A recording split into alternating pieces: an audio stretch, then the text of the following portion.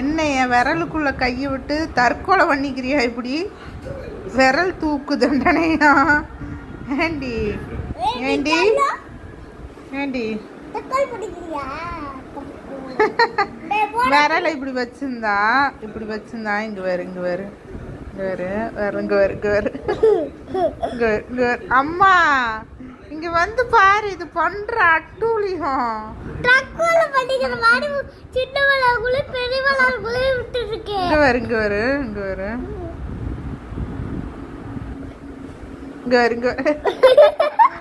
இப்படி உன்னை கழுத்தை புடிச்சு இப்படி தூக்கிடக்கா, இப்படி தூக்கிட்டா தற்கொலை பண்ணிக்குது. குருவி தானா வந்து தற்கொலை பண்ணிக்குது.